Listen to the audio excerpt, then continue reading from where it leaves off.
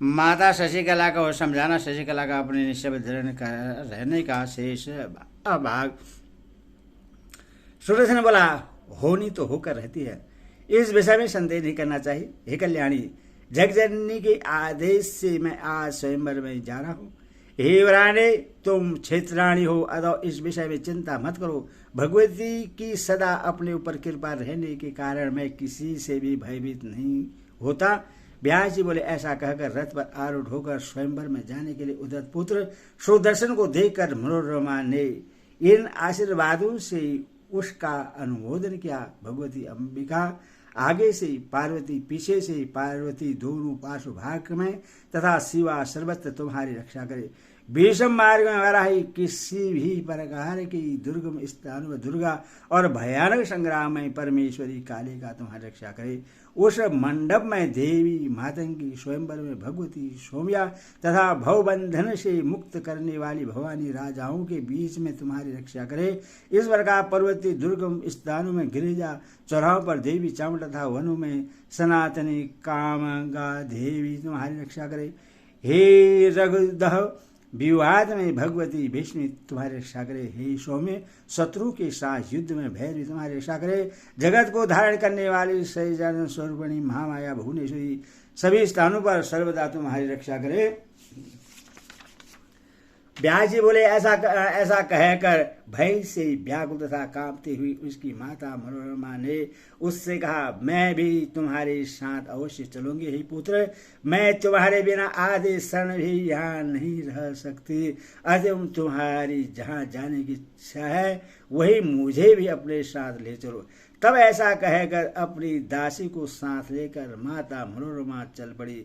ब्राह्मणों से आशीर्वाद प्राप्त करके वे सभी प्रसन्नतापूर्वक चल पड़े। इसके बाद वह रघुवंशी सुदर्शन एक रथ पर आरूढ़ होकर वाराणसी पहुंचा। राजा सुबाहु को उसके आने की जानकारी होने पर उन्होंने आदर सम्मान आदि के द्वारा उसका सत्कार किया और लोगों के निवास के लिए भवन तथा अन्न जल आदि की व्यवस्था कर दी तथा उनकी सेवा सुश्वास हेतु सेवक को भी नियुक्त कर दिया। इसके बाद वहाँ अनेक देशों के राजा महाराजा एकत्र हुए। वहाँ अपने नाती को साथ लेकर युधाजित भी आया। करुषाधिपति मंद्र देश की महाराज वीर सिंधुराज युद्ध कौशल महेश मति नरेश पंचालपति पर्वती राजा कामरूप देश के अति पराक्रमी महाराज कर्नाटक नरेश चोलराज और महाबली विदर्भ नरेश वहाँ आए थे। उन राजाओं की कुल मिलाकर 63 अश्विनी सेना थी। वहाँ सर्वस्त्र स्थित उन सैनिकों से वह वाराणसी नगरी पूरी तरह घिर गई। इसके अतिरिक्त अन्य बहुत से राजा भी स्वयंवर देखने की इच्छा से बड़े बड़े हाथियों पर आरूढ़ होकर उस स्वयंवर में सम्मिलित हुए। उस समय सभी राजकुमार आपस में मिलकर कहने लगे कि राजकुमार सुदर्शन भी निश्चित होकर यहाँ आया है। वह महाबुद्धिमान सूर्यवंशी सुदर्शन अपनी माता के साथ इस समय अकेला ही रथ पर चढ़कर विवाह के लिए यहाँ आ पहुंचा है। सैन्य शक्ति से संपन्न तथा शस्त्र शस्त्र से सुयोजित इन राजकुमारों को छोड़कर क्या वह राजकुमारी बड़ी भुजा वाली इस सुदर्शन का वर्णन करेगी। इसके बाद राजा युधाजित ने उन नरेशों से कहा, राजकुमार की प्राप्ति करने के लिए मैं इससे मार डालूंगा, इसमें कोई शेष नहीं है। तब महान नितज्ञ केरल नरेश ने उस युधाजित से कहा, हे राजन, इच्छा स्वयंवर में युद्ध नहीं करना चाहिए। यह शुल्क स्वयंवर भी नहीं है, अथवा कन्या का बलपूर्वक हरण भी नहीं किया जाना चाहिए। इस समय जो कन्या की इच्छा से पति चुनना निषिद्ध है, तो फिर इसमें विवाद कैसा। हे निर्वशिष्ठ, आपने पहले तो इस सूर्यदर्शन को अन्यायपूर्वक राज्य से निकाल दिया और अपने दोहित्र को बलपूर्वक उस राज्य का स्वामी बना दिया। हरिओम हरिओम। हे महाभाग, यह सूर्यवंशी राजकुमार कौशल नरेश का सूत पुत्र है।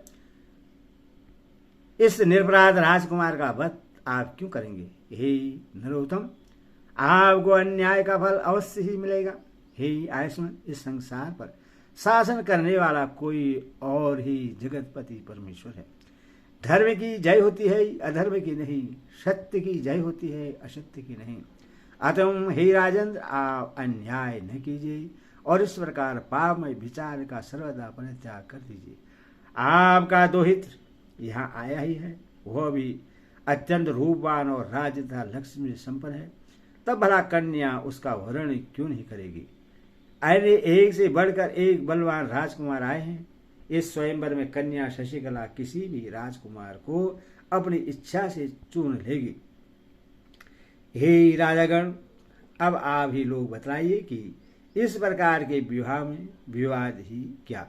विवेकवान पुरुष को इस विषय में परस्पर विरोधाभाव नहीं रखना चाहिए। इति श्रीमद् भागवत महापुराण संहितायां द्वितीय स्कंदे राजवंशमादर नामो अध्याय। हरि ओम।